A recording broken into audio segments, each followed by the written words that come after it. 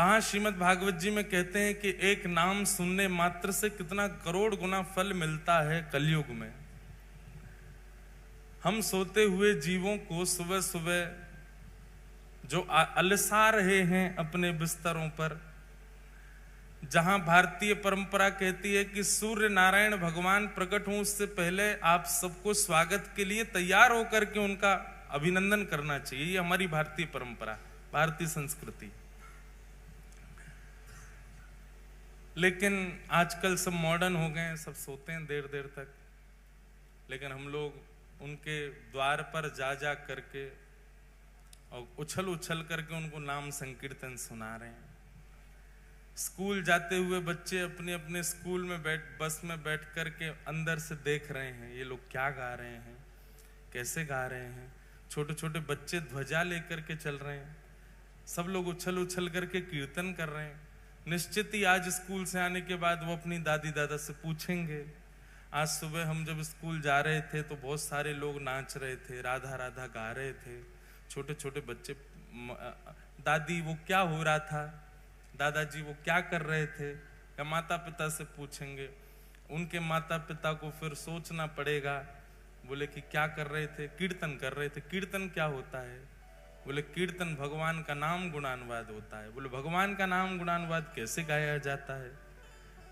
हम कह रहे हैं कि 30 बच्चे में से एक के मन में भी जिज्ञासा अगर प्रकट हुई होगी तो उसके माता पिता ने उसको कुछ तो सुनाया होगा। हमारे नगर संकीर्तन से एक घर में ही सही आज सत्संग जरूर हुआ होगा।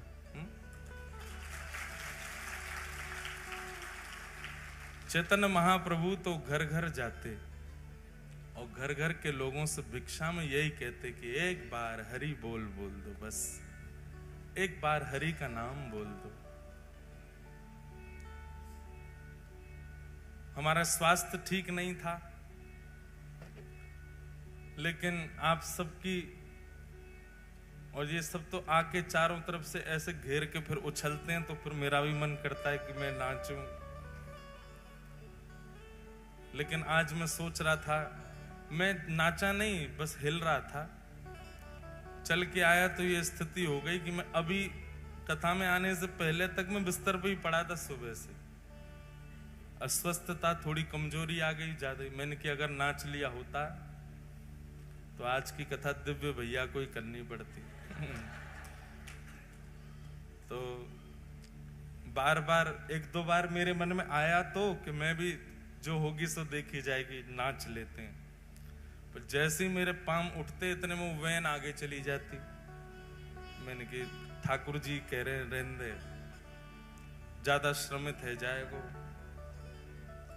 आप लोगों का उत्साह देख करके बहुत अच्छा लग रहा था। मेरा तो मन हो रहा था कि जगन्नाथ जी की तरह मुद्रा बनाओ फिर नाचो। अब लेकिन मैंने कहा मैं खुद नाच नहीं पा रहा, कैसे कहूं सबको। सब श्री जी का नाम गा रहे हैं, श्री जी के नाम की मस्ती होती है तो फिर व्यक्ति उछलता ही है, व्यक्ति को आनंद ही आता है, उत्साहित ही होता है। पर श्री जगन्नाथ जी का स्वरूप भी मुझे बहुत बढ़िया।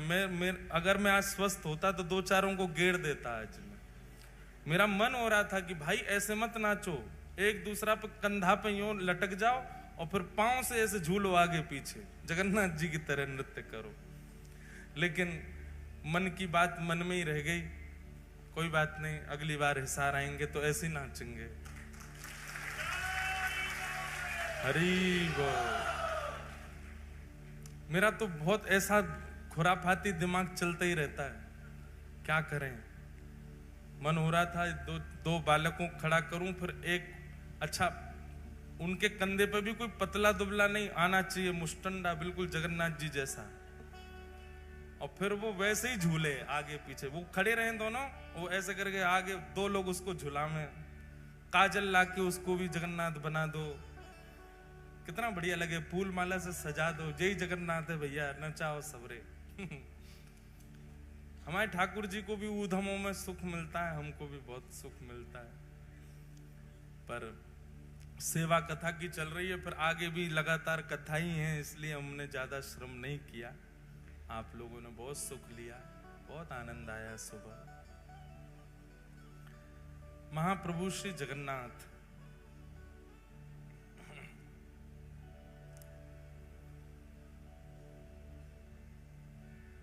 इंद्रद्युम्न राजा की भक्ति से प्रसन्न होकर के कलिकाल में हम आप सबको सुख देने के लिए श्री जगन्नाथ जी पधारे। बहुत ध्यानपूर्वक आज हम श्री जगन्नाथ जी की और चर्चा सुने। कल और परसों 2 दिन हम केवल जगन्नाथ जी के भक्तों की चर्चा सुनेंगे। जयदेव महाप्रभु की चर्चा सुनेंगे, माधव दास जी का चरित्र सुनेंगे, बलराम दास जी का चरित्र सुनेंगे, और अंगद जी का चरित्र सुनेंगे, और कौन है, और श्री चैतन्य महाप्रभु का भाव सुनेंगे, गुंडीचा मार्जन लीला सुनेंगे, गंभीरा के प्रसंग सुनेंगे। बहुत सारे प्रसंग हैं जगन्नाथ जी के। खीर चोरा गोपीनाथ, टोटा गोपीनाथ, साक्षी गोपाल, कितने सारे प्रसंग हैं। महाराज कहते कहते पूरा महीना निकल जाए, जगन्नाथ जी के चरित्र चलते ही रहेंगे। पर मूल फिर भी कल हमने थोड़ा बहुत प्रसंग सुनाया, आज भी हम जगन्नाथ जी का ही प्राकट्य सुनाएंगे।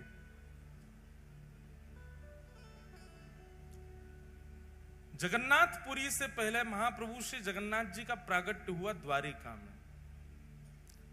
आप पहले द्वारिका में प्रकट हुए, द्वापर में। वैसे तो महाप्रभु जगन्नाथ जी अनादि हैं, सतयुग त्रेता द्वापर के नहीं है। मैंने कल बताया था ना कि निर्गुण निराकार ब्रह्म से सबसे पहले सगुण साकार ब्रह्म जब दिखे तो काले ब्रह्मांड में 2 नेत्र और अधरी दिखे, वो जगन्नाथ जी ही हैं। तो सगुण साकार रूप में सबसे पहले दिखने वाले यदि ठाकुर कोई हैं तो वो जगन्नाथ जी। तो आप अनादि हैं, आपके ही रूप को देख करके फिर अन्य अन्य अन्य अन्य रूपों की कल्पना की गई। ऐसे नेत्र हैं, ऐसे अधर हैं, ऐसा मुख है, सब कुछ भाव रखे गए, पर सबसे पहले प्रकट होने वाला रूप महाप्रभु जगन्नाथ जी का ही है। द्वारिका की बात है, भगवान की समस्त पटरानियां जब भी अपने कार्यों से निवृत्त होती हैं तो सबके मन में इच्छा होती है कि हमको कुछ ठाकुर जी की लीला या चर्चा सुनाई जाए। चलते फिरते कभी देवकी मैया कोई चरित्र सुनाती हैं, कभी रोहिणी जी कोई चरित्र सुनाती हैं, लेकिन आधे अधूरे ही रह जाते हैं। तो एक दिन समस्त कृष्ण पटरानियों ने रोहिणी जी को बुला करके कहा, रोहिणी मैया ऐसी हैं बलराम जी की मैया।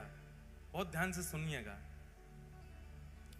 रोहिणी मैया का स्वरूप स्वभाव, आपको इतना बड़ा सौभाग्य प्राप्त हुआ, ठाकुर जी की ब्रजलीला, मथुरा लीला और द्वारिका लीला, तीनों लीलाओं का संपूर्ण दर्शन करने का सौभाग्य यदि किसी को मिला है तो वो रोहिणी मैया को मिला है।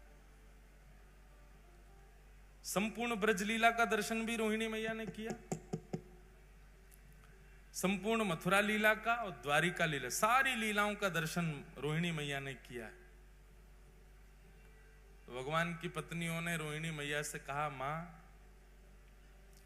आप एक जगह बैठ करके धैर्य पूर्वक ठाकुर जी की संपूर्ण लीला हमको सुनाओ, ब्रज लीला सुनाओ।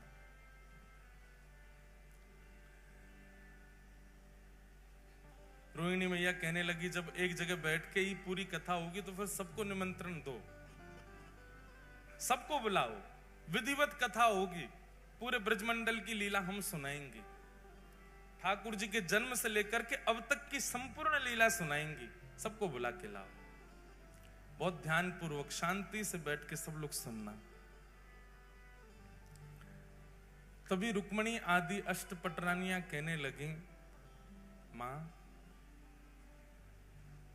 सब आएंगे लीला में, लेकिन 3 लोग वर्ज्य रहेंगे। 3 लोगों को निषेध है कथा में आना। रुक्मणी जी बोली कौन? रोहिणी मैया बोली कौन? बोले सबसे पहले तो बलराम जी, जे नहीं आने चाहिए कथा में। रोहिणी मैया बोली, वाह, वक्ता के पुत्र को ही नहीं आने दोगे कथा में? हमारे लाला हैं बलराम जी, हम कथा सुनाएंगे, हमारे पुत्र को नहीं आने दोगी? अब माँ आप समझो ना, वो जेठ जी हैं, और जेठ के आगे हमको इतना संकोच लगेगा कि जेठ जी बैठे हैं, कभी घूंघट करना, कभी आपने कोई कीर्तन गाया तो नाचने में भी संकोच होगा, जेठ जी बैठे हैं। इसलिए आप कृपा करके उनको तो दूर ही रखना। बेचारे बलराम जी के साथ में एक अन्याय तो हुआ कृष्ण लीला में। इसी कारण से जब रासलीला होती है तो रासलीला में हम गाते हैं, राधा नाचे कृष्ण नाचे, नाचे गोपी जन, मन मेरा बन गया सखीरी पावन वृंदावन। ब्रह्मा भी नाचे, शंकर नाचे, सूरज नाचे, चंद्र नाचे, तारे नाचे, सब ब्रह्मांड नाच रहा है, केवल एकमात्र बलराम जी नहीं नाचे। बलराम जी को रास में भी नहीं आने दिया किसी ने। क्यों? बलराम जी आए तो थे। जैसे ही रास में बलराम जी आए, सब गोपियों ने घूंघट कर लिया। सब जेठ ही मानती हैं इनको, क्योंकि गोपियां भी सब कृष्ण को पति मानती हैं, ये बड़े भैया हैं, जेठ हो गए। जैसे ही गोपियों ने घूंघट किया, गोपियां सब खड़ी हो गई। अब ठाकुर जी हाथ पकड़े, नाचो। गोपियां कहें जेठ जी खड़े, इनके आगे कैसे नाचे? तो ठाकुर जी बोले, दाऊ दादा, ये सब गोपियां नृत्य कर रही हैं, देखो गोपी बने शंकर जी भी घूम रहे हैं, गोपी बने ब्रह्मा जी भी हैं, सब गोपी हैं, आज आपको भी गोपी बन के आना पड़ेगा। दाऊ दादा बोले, मैं बनूंगा गोपी, मैं तो नहीं बनूं। तो बोले, अब यहां तो एक ही पुरुष है, मैं, बाकी सब तो गोपी हैं। आप अब संकोच हो रहा है ठाकुर जी, कैसे कहें कि बाहर चले जाओ। बलराम जी समझ गए कि भैया हम बड़े हैवे को, दुर्भाग्य हमारो कि हम यहां खड़े नहीं रह सकते। बेचारे बलराम जी चले गए। आज भी स्थान है, गिरिराज जी की परिक्रमा अगर कच्ची वाली आपने लगाई हो, भीतर वाली, तो कच्ची परिक्रमा लगाओगे तो वहीं पर स्थान पड़ता है लुक लुक दाऊ जी। क्या नाम है?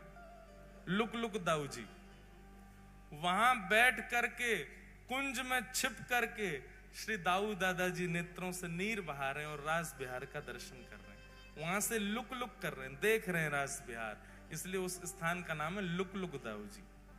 वहां बैठ करके संपूर्ण रास का दर्शन किया बलराम जी ने। आज भी वही हुआ। सब कृष्ण पटरानियां कहने लगे, बोले कि कथा में 3 नहीं आएंगे, सबसे पहले बलराम जी, जेठ जी हैं, उनके आगे हम कथा में संकोच होगा। रोहिणी मैया बोली ठीक है। दूसरा, बोले दूसरी सुभद्रा। बोले सुभद्रा जी क्यों नहीं आएंगे? बोले बहुत चंचल हैं। अरे कथा सुनते सुनते हमारे नेत्रों में अश्रु आ गए और हम कहीं रोने लग गए तो आके सामने बैठ जाएंगी। आप रो रही हो, क्या बात है, रो क्यों रही हो? अरे लीला ही तो सुना रही है मैया, आप रो क्यों रही हो? वो बहुत चंचल हैं, बहुत पूछती रहती हैं, बात बहुत करती हैं, इसलिए आप सुभद्रा जी को भी कह दो कि वो भी नहीं आवे कथा में। रोहिणी मैया बोले ठीक है। और तीसरे, बोले तीसरे द्वारिकाधीश। बोले क्यों? उनकी तो लीला है। बोले इसीलिए तो नहीं बैठा ना। अब आप कहोगे कि ठाकुर जी पीरी धोती पहन के नेक्से से ठाकुर जी, त्रिभंग लली ठाकुर जी मटक मटक के चल रहे हैं। अब कथा सुनकर के चिंतन करना चाहिए। हम चिंतन तो करेंगे नहीं, उनको देखेंगे, अच्छा ऐसे चल रहे थे। आप कहोगी कि वह गोपी के यहां जाकर के ऐसे माखन चुरायो, तो चिंतन तो हम करेंगे नहीं, उन्हीं को देखती रहेंगी।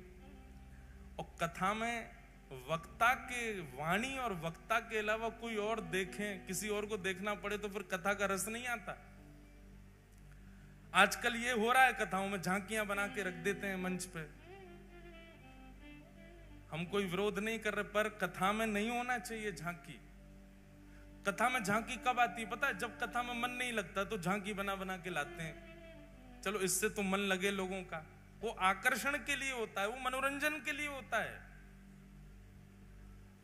कथा में तो वक्ता की वाणी सुनो, नेत्र बंद करके जो वो कह रहे हैं उसका चिंतन चित्त में करो। मन का मंथन होना चाहिए, मनोरंजन नहीं। और क्षमा करें, अगर द्वारिकाधीश यहां बैठ गए तो आप बोलोगी, हम चिंतन करेंगे किसका? हमारे सामने ही बैठे हैं जिनकी आप कथा सुना रही, तो इसलिए उन्हीं को देखती रहेंगी हम तो। और फिर स्वभाव आ जाता है ना, जिसकी प्रशंसा सुनाई जाती है तो हम उसको अच्छा तेरी बात बता रहे हैं, ऐसे करता है, ये होता है। और बोले आप कुछ भी बताओगी, हम श्री कृष्ण को, अच्छा तो ये सब किया आपने।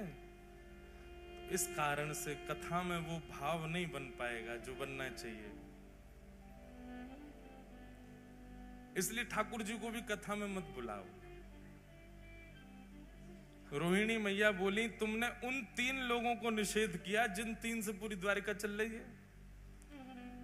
द्वारिका में पत्ता नहीं हिलता इन तीनों के बिना, और तुम कह रही हो कि तुम पूरी कथा सुन लोगी इन तीनों के बिना। बहुत ध्यानपूर्वक सुनिएगा। उपचार, कुछ सोचो, कुछ विचार करो कि ये 3 कैसे रुकेंगे कथा में आने से। तो भगवान की पत्नियों में सबसे ज्यादा बुद्धिमान है सत्यभामा। रुक्मणी जी तो बहुत सीधी हैं, रुक्मणी जी बहुत सहज है। रुक्मणी जी तो कह भी रही थी, आने दो कोई बात नहीं, पीछे बैठ जाएंगे तीनों। सत्यभामा ही अड़ी है, ना ना ना ना, तीनों नहीं आने चाहिए। सत्यभामा जी बोली, एक उपाय है। बोले क्या?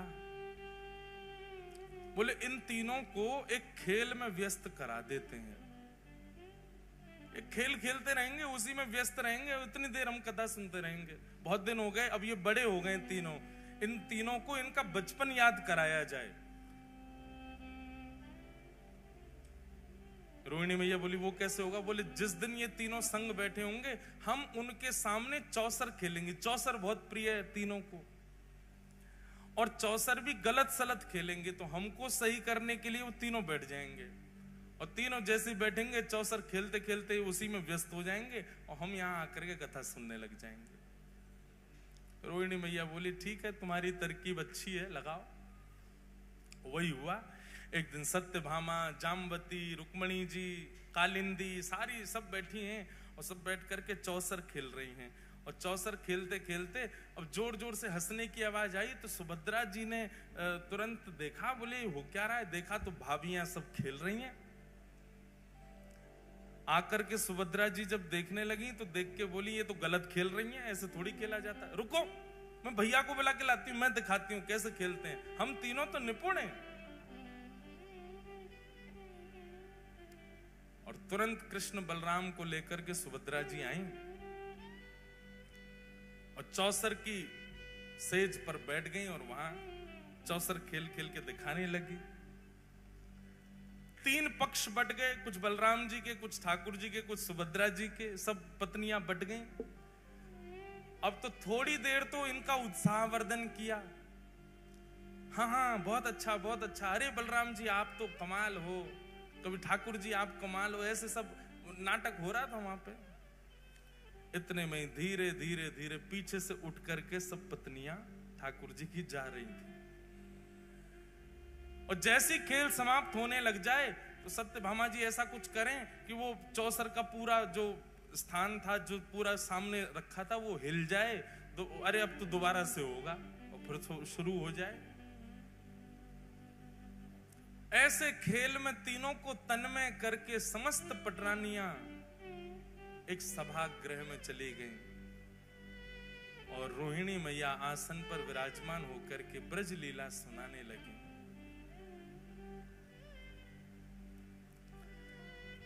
यहां पर चौसर में जीत गई कौन?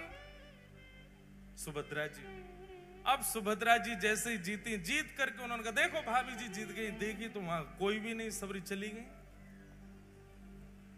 भैया, एक भाभी जाए, 2 जाएं, 10 जाएं, समझ आती है, 16 हजारों चली गई। कुछ तो गड़बड़ है। मुझे ऐसा लग रहा है कि हमको कहीं पर फंसाया गया है। और देख नहीं रहे हो, बिल्कुल शांति छा गई है पूरे महल में। ऐसा लग रहा है कोई है ही नहीं है। दाल में कुछ काला तो है। ठाकुर जी बोले, हमें तो पूरी दाल ही काली लग रही है, कुछ काला नहीं है, ढूंढो। और ढूंढते ढूंढते पहुंचे। एक विशाल सभागृह था। रोहिणी मैया नेत्र बंद करके संपूर्ण लीला सुना रही हैं, और सामने बैठकर के समस्त कृष्ण पटरानियां भाव आवेश में भाव विभोर होकर के ठाकुर जी की लीला सुन रही हैं। श्री यशोदा मैया लाल जी के छोटे छोटे हस्त कमलों में अपनी उंगली दे करके उनको चलना सिखा रही हैं। नन्हे नन्हे चरणों से ठाकुर जी कैसे चल रहे हैं, और जैसे ही चलते हैं यशोदा मैया अपनी उंगली हटा देती है, ठाकुर जी दोनों भुजा खड़ी करके एक पैर आगे रखते हैं और रख करके फिर ऐसे डामाडोल होते भय से नीचे गिर जाते हैं। ये सब लीलाएं बता रही हैं। सब पत्नियां हंस भी रही हैं और नेत्रों से प्रेमाश्रुओं को पहुंच करके यशोदा मैया को याद भी कर रही हैं। तभी प्रसंग आया कि श्री यशोदा मैया ठाकुर जी को पकड़ करके दहली लंगवावे ले गई हैं। लाला तू अब चलना सीख गया है, चल अब दहली लांग ले। चलना तो आ गए हो, अब दहली लांगनू सीख ले। लाल जी दहली पे चढ़ तो गए लेकिन पल्लंग को गहराई इतनी ज्यादा है कि ठाकुर जी नीचे उतर नहीं पा रहे हैं और अपने पाम के अंगूठासों बार बार नीचे देख रहे हैं कि जमीन आई कि नहीं, अब मैं उतरूं कि नहीं। और जैसे ही नीचे पाम करें जमीन गहरी है, सो ठाकुर जी जोर जोर से रो रहे हैं। यशोदा मैया कह रही है, अरे लाला तू काहे को रो रहा है? सो तुतला के ठाकुर जी कह रहे, मैया जे दहली ना, जे दहली मुंह को मार है, जे दहली ऊंची है गई है, या तो कह दे ये नीची है जाए। ऐसी मधुर लीलाएं श्री रोहिणी मैया यशोदा मैया की और ठाकुर जी की बाल लीला की सुना रही हैं। सब नेत्र बंद करके भाव में कथा श्रवण कर रहे हैं। और तभी उस सभा के द्वार पर तीनों का आगमन हुआ। बलराम जी, बाल कृष्ण और सुभद्रा। बलराम जी, द्वारिकाधीश, सुभद्रा तीनों आए और तीनों ने आकर के जैसे चुपचाप देखा कि कथा चल रही है, मधुर लीला सुना रहे हैं, ठाकुर जी ने दोनों से कहा चुपचाप पीछे चल करके बैठे। ये हमसे छुप करके कथा कही जा रही है ताकि हम ना सुन लें, चलो पीछे बैठ के सुनेंगे। और ठाकुर जी बिल्कुल सहमे से गए और सबसे पीछे जाकर के बैठ गए तीनों। बीच में सुभद्रा जी बैठी हैं, एक तरफ बलराम जी, दूसरी तरफ ठाकुर जी, और बैठ करके मधुर वह रस चर्चा सुनने लगे। सुनते सुनते सुनते यशोदा मैया के प्रसंगों को, ब्रजवासियों के प्रसंगों को, श्री ठाकुर जी प्रेम की अवस्था में प्रवेश करने लगे। प्रेम जब प्रकट होता है ना बंधुओं, बहुत ध्यानपूर्वक सुनिएगा, प्रेम जब प्रारंभ होता है तो प्रारंभ में विपरीत अवस्था भी अच्छी लगती है। प्रेम जब प्रारंभ होता है तो प्रेमी को रात में निद्रा भी ना मिले तो भी अच्छा लगता है, भोजन ना मिले तो भी अच्छा लगता है, पानी ना मिले तो भी अच्छा लगता है, अनुकूल वातावरण का कमरा ना मिले, बिना एसी का कमरा मिल जाए तो भी अच्छा लगता है, बस प्रेमी संग होना चाहिए। प्रेम की प्रथम अवस्था है। प्रेम की द्वितीय अवस्था जब प्रारंभ होती है तो प्रेमी की परीक्षाएं शुरू होती हैं। फिर जो प्रेमी है वो इस अवस्था में आ जाता है कि वो अपने प्रेम को तो मान चुका है कि मैं इससे बहुत प्रेम करता हूं, वो सामने वाला मुझसे प्रेम करता है कि नहीं, उसकी परीक्षाएं लेना प्रारंभ करता है। फिर वो ऐसा कुछ करता है कि जिससे पता चले कि ये मुझसे प्रेम करता है कि नहीं। तीसरी अवस्था में रूठना, मनाना, मान लीला प्रारंभ हो जाती है। चौथी अवस्था में स्वीकारीकरण और विश्वास आ जाता है। पांचवी अवस्था में प्रेम अब पुष्टता की ओर बढ़ता है तो दोनों में वियोग की भावना, संयोग वियोग, कभी राजी कभी रूठ गए, कभी राजी कभी रूठ, संयोग वियोगात्मक भाव रहता है। छठवीं अवस्था में प्रेम विरह प्रदान करता है। कोई भी एक थोड़ा दूर हो जाएगा। अगर प्रेम सच्चा होगा तो विरह प्रारंभ होगा। प्रेम केवल बहाना रहा होगा या केवल आसक्ति रही होगी तो उस विरह से किसी को भी फर्क नहीं पड़ेगा। छठवीं अवस्था का प्रेम प्रारंभ होते ही अगर प्रेम सच्चा है तो विरह आएगा। सातवीं अवस्था में व्याकुलता आ जाएगी। अब पहले तो अच्छा लग रहा था इसलिए भोजन भी मन नहीं होता था, सोने का मन नहीं होता था। पर अब व्याकुलता इतनी बढ़ गई है, व्याकुलता के कारण भोजन नहीं प्रिय लगता, निद्रा नहीं प्रिय लगती। प्रेम की 8वीं अवस्था ये हो जाती है कि चिंतन करते करते करते करते प्रेमी का जित देखूं उतित श्याममयी है, जिसको देखते हैं उसमें प्रेमी दिखने लग जाता है। इसकी चाल मेरे प्रेमी जैसी है, इसका मुख मेरे प्रेमी जैसा है, वो हंसता था तो ऐसे ही हंसता था, वो बैठता था तो ऐसे ही बैठता था, वो बोलता था तो ऐसे ही बोलता था। प्रेम की 9वीं अवस्था जब आ जाती है तो प्रेम प्रगाढ़ और वियोग की चरम स्थिति आ जाती है। तब व्यक्ति जड़ और चेतन का भी भ्रांति नहीं रख पाता, जड़ से भी पूछने लग जाता है, जड़ से भी चर्चा करने लग जाता है, जैसी गोपियों की हो गई थी। भगवान के वियोग में वृक्षों से पूछ रही हैं, तुमने श्याम सुंदर को देखा? तुलसी से पूछ रही हैं, अरे तेरे बिना तो वो भोजन ही नहीं करते, तूने उनको देखा? मयूर से पूछती हैं, तुमने उनको देखा? तुझे तो सिर पे धारण करते हैं। प्रेम की 9वीं अवस्था आ जाती है और प्रेम की जब 10वीं अवस्था प्रारंभ होती है तो प्रेमी अपने प्रेमी का चिंतन करते करते करते करते करते करते प्रेम विगलित होने लग जाता है।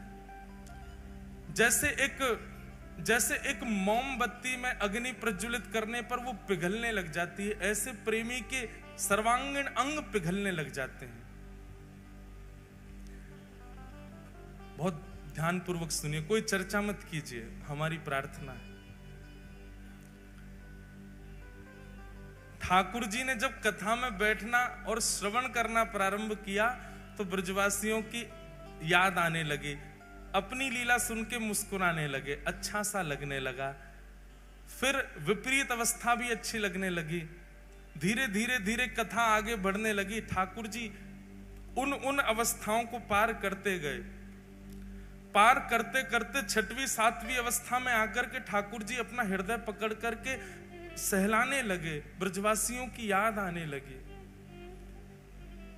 7वीं 8वीं अवस्था आते ही श्री ठाकुर जी के नेत्रों से अश्रुबिंदु गिरने लगे। सभागृह में दिखने वाली ब्रज जैसी कोई भी वस्तु उसको ठाकुर जी जा जा करके अपने हृदय से लगाने लगे। मेरी मैया कहां है, मेरे बाबा कहां है, मधुमंगल श्रीदामा सब कहां है? इस प्रकार ठाकुर जी ढूंढने लगे। अपनी पटरानियों में ही किसी के रूप को देख करके कहते हैं, श्रीदामा ऐसो ही लगे, मेरो मधुमंगल ऐसो ही दिखे। रोहिणी मैया को देख के यशोदा मैया ऐसी लगे। बलराम जी को देख के कहते हैं, दाऊ दादा हमारे नंद बाबा ऐसे ही लगे। ठाकुर जी की ऐसी अवस्था प्रकट हो गई।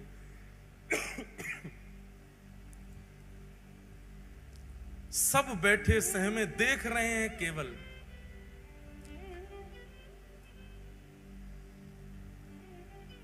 जैसे ही विरह की प्रेम की 10वीं अवस्था प्रारंभ हुई, सुभद्रा जी गईं, दौड़ करके ठाकुर जी को एक जगह स्थान पर लाकर के बैठाया, संभालने लगी। पर रोहिणी मैया तो भावावेश में आकर के कथा कहती जा रही हैं। सुनते सुनते सुनते प्रेम की 10वीं अवस्था में जैसे ही प्रवेश किया, ठाकुर जी की भुजाएं खड़ी हो गईं, बलराम जी की भुजाएं खड़ी हो गईं, मानो आवाहन कर रहे हो, अरे भैया कोई जाओ, जाके ब्रजवासिन को लाके हमारे हृदय से लगा दो। 10वीं अवस्था प्रारंभ होते ही श्री ठाकुर जी का श्री अंग पिघलने लगा। नेत्र पिघल गए, नासिका पिघल गई, कान पिघल गए, मुखमंडल पिघलने लगा, हस्तकमल पिघलने लगे, चरण पिघल गए, उदर पिघल गया, सर्वांगीण श्री अंग पिघलने लगा श्री ठाकुर जी का। प्रेम अपनी स्थिति में होता है तो नेत्रों से आंसू निकलते हैं, पर प्रेम जब चरम स्थिति में जाता है तो व्यक्ति की चरम भी पिघलने लग जाती है। हम संसारी मानव पांचवी श्रेणी से ऊपर नहीं जा सकते प्रेम की में, क्योंकि हमारा प्रेम इतना है ही नहीं। उससे ऊपर की स्थिति में जाते ही सबको अपना स्वार्थ दिखने लग जाता है। हम कभी 10वीं अवस्था, 9वीं अवस्था, 7वीं अवस्था में नहीं जा सकते। हमारी स्थिति केवल पंचम अवस्था तक है। जैसे वियोग प्रारंभ होता है, वियोग आते ही हमको अपना स्वार्थ दिखता है, और स्वार्थ दिखते ही हम अपने प्रेमी का त्याग कर देते हैं। उससे मिलने वाले विरह को हम सह नहीं पाते।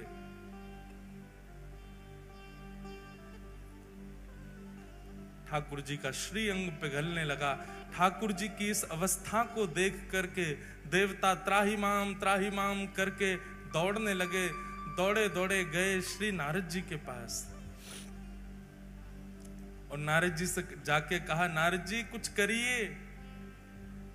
अगर रोहिणी मैया की कथा को अभी रोका नहीं गया तो श्री ठाकुर जी संपूर्ण जल निमग्न हो जाएंगे। तुरंत नारद जी महाराज आए। कथा इतनी प्रबल स्थिति में पहुंच चुकी है कि वहां जाकर के विक्षेप नहीं डाल सकता कोई।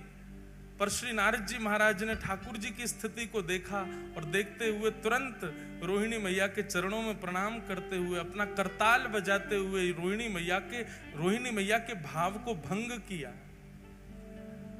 नेत्र खुले रोहिणी मैया के, नेत्रों से विरल अश्रुधार गिर रही है, लाल पड़ गए नेत्र। नारद जी,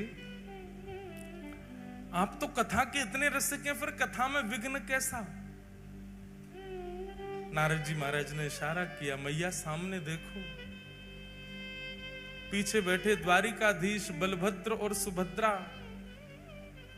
तीनों प्रेम की 10वीं अवस्था पार कर चुके हैं। उनका श्री अंग पिघल रहा है। यदि मैं आपकी कथा को थोड़ी देर और नहीं रोकता तो तीनों जल निमग्न हो जाते, नदी बनकर के बहने लगते।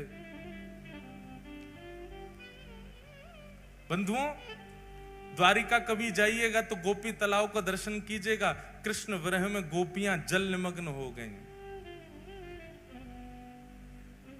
बिंदु सरोवर का कभी दर्शन कीजिएगा। वहीं पर सिद्धता नाम की नदी है, जो कि भगवान श्री कपिल की मैया देवहूति माता प्रेम की अवस्था पार करके नदी बन के बहने लगी। कालिंदी प्रेम की अवस्था पार करके नदी बन के यमुना जी बन गई।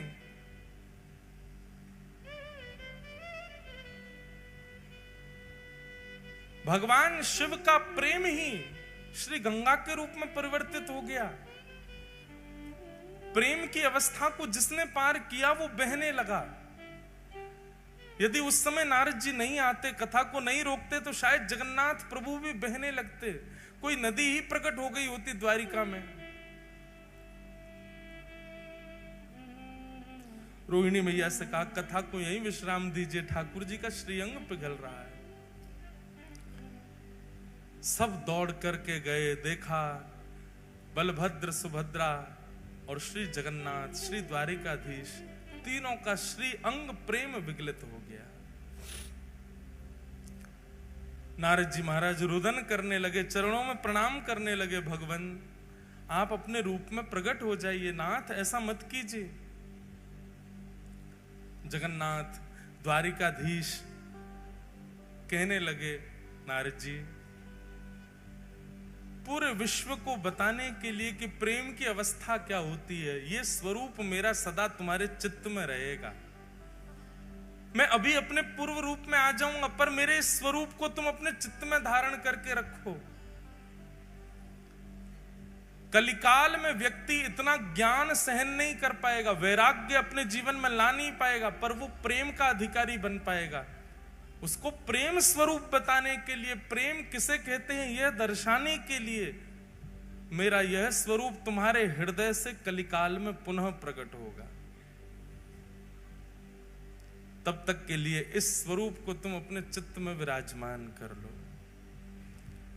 और वही ब्रजवासियों का प्रेम, वही श्री किशोरी जी, वही नंद बाबा यशोदा मैया के विरह में प्रेम जो प्रकट हुआ द्वारिकाधीश का, वही रूप कलिकाल में इंद्रद्युम्न राजा के द्वारा इस धराधाम पर प्रकट हुआ, जिनका नाम विश्व प्रसिद्ध श्री जगन्नाथ हुआ। बोलो जगन्नाथ महाप्रभु की।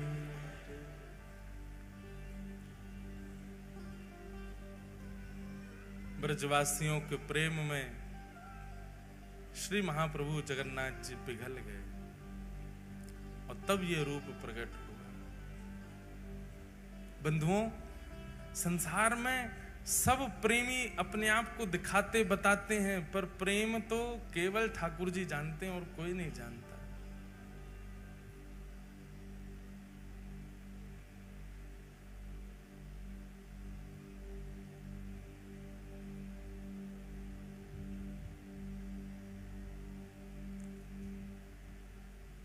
प्रेम नगर की डगर है कठिन रे, बटो ही ना करना बसेरा, पग बढ़ा हो ना जाए अंधेरा।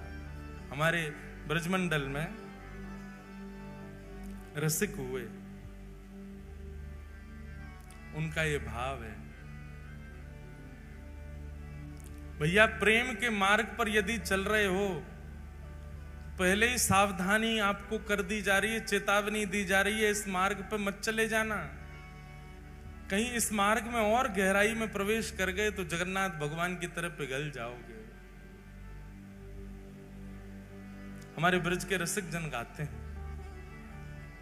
प्रेम नगर की डगर है कठिन रे, बटो ही न करना बसेरा, पग बढ़ा हो न जाए अंधेरा, पग बढ़ा हो न जाए अंधेरा। क्यों महाप्रभु श्री जगन्नाथ जी को गीत गोविंद इतना प्रिय है? क्यों प्रिय उनको इतना? क्योंकि गीत गोविंद में ब्रज के श्री कृष्ण ही दिखाए गए हैं, ब्रज की ही वो लीलाएं बताई गई हैं, ब्रज का ही वो स्वरूप दिखाया गया है जो ठाकुर जी को खींचता है अपनी ओर। इसलिए गीत गोविंद ठाकुर जी अपने हृदय से लगा के सोते हैं रोज रात में। कौन है इतना बड़ा प्रेमी संसार में जितने बड़े प्रेमी श्री जगन्नाथ हैं? आज भी महाप्रभु जगन्नाथ रात्रि में चाहे कितने महंगे वस्त्र ले आइए, कितना महंगा श्रृंगार ले आइए, लेकिन अपने श्री अंग को स्पर्श कराते हुए पहले गीत गोविंद ओढ़ते हैं, उसके बाद कोई वस्त्र पहना दो। गीत गोविंद हृदय से लगा के सोते हैं, क्योंकि गीत गोविंद में श्री कृष्ण को प्रिय लगने वाली स्थितियां वर्णित की गई हैं जयदेव महाप्रभु के द्वारा। ये ब्रजवासियों को प्रेमी ठाकुर है भैया, जे ब्रजवासीन को प्रेमी है हमारो जगन्नाथ।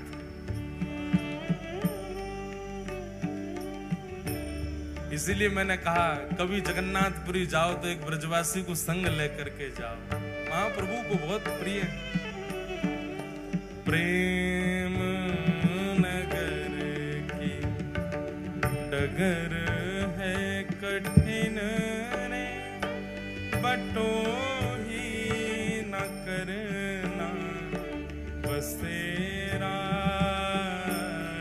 पग बढ़ा हो न जाए अंधेरा,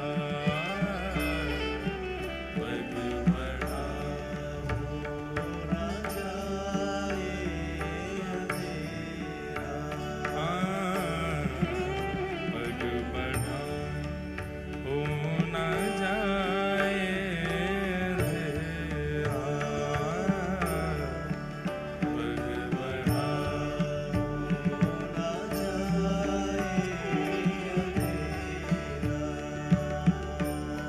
हो मन का रतन रख जतन से अनाड़ी, मन का रतन रख जतन से अनाड़ी, मन का रतन रख जतन से अनाड़ी, मन का रतन रख जतन से अनाड़ी। क्यों यहाँ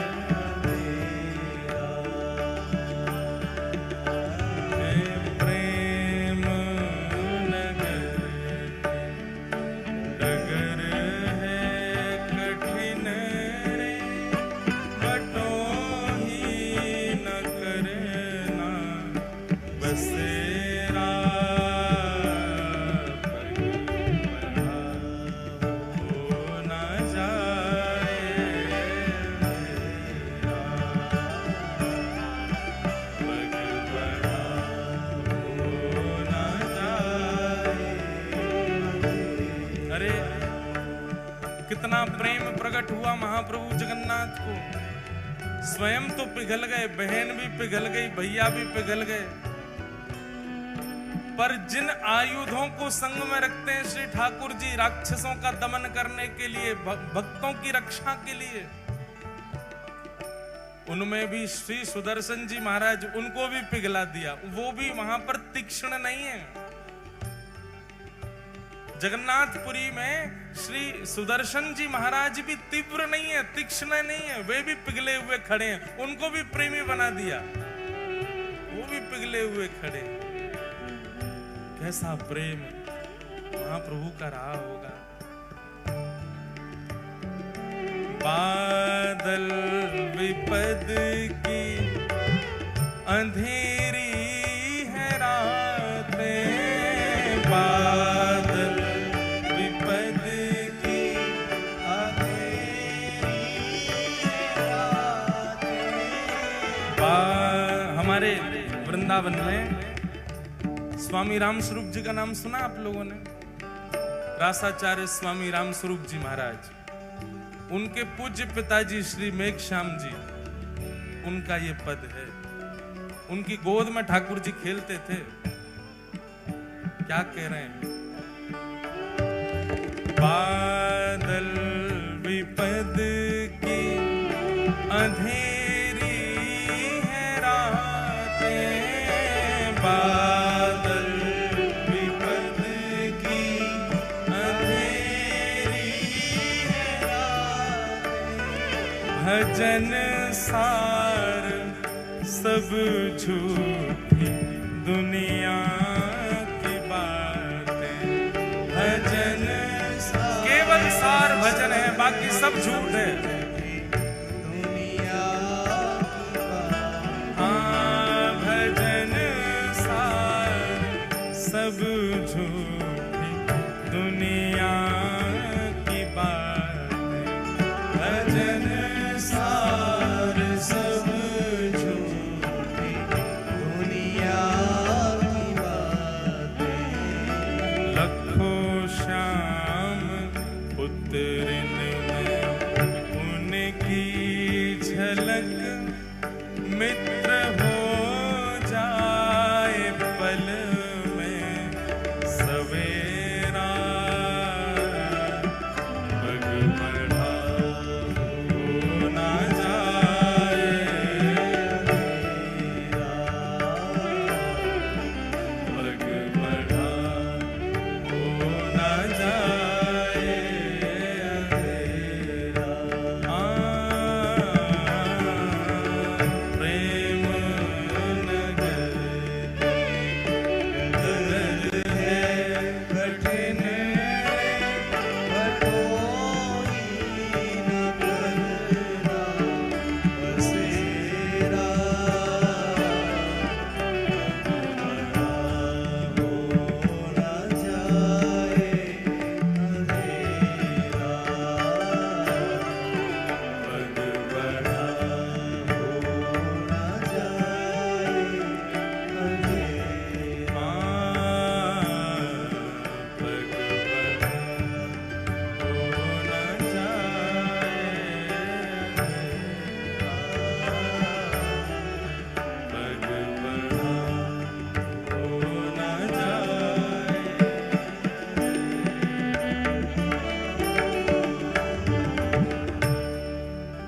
तो